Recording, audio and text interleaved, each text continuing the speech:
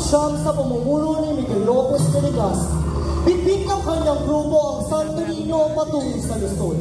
Naisipan din ng mga Kastila na ilipat ang sentro ng kapangyarihan ng Espanya sa Maynila. Nakaharap nila ang naong hari ng Tondo na sila Cantula. Nakalauna nila nagpapabinyag bilang Kristiyano. Pagkatapos ng mga kaganapan, ganap lang ibinigay ang Santo Niño sa hari ng Tondo. At sa mismong kinatataluan ng tahanan o karyaan ng Cantula, noon na isipang tayo ang simbahan ng Santo Niño de Tondo.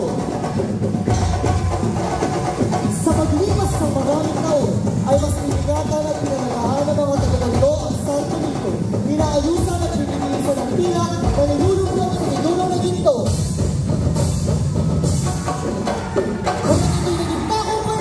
Sa mata ng mga masasamang loob, pinag-iintimisan at pinakaw sa loob mismo ng simbahan. Hulyo 14 na umulaging siyang 72 na maganap ang makasaysayan at pagkawala ng Santo Niño de Tondo.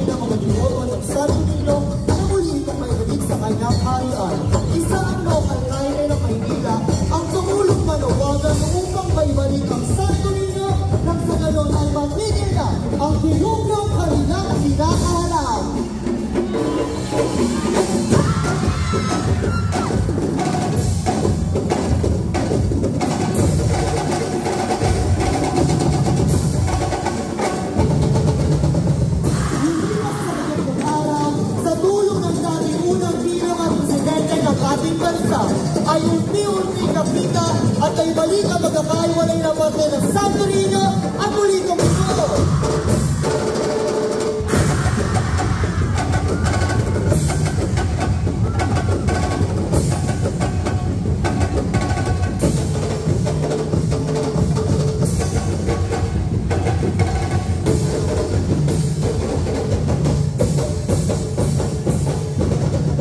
Agosto 2, taong 1972, na inisisyon mula Malacanang pabalik sa Dambana ng Tondo ang Santo Niño at na muli na ibalik ang umay sa kanyang harian ay binagro sa mga araw at tumigil ang pagbuhos sa malakas na ulan.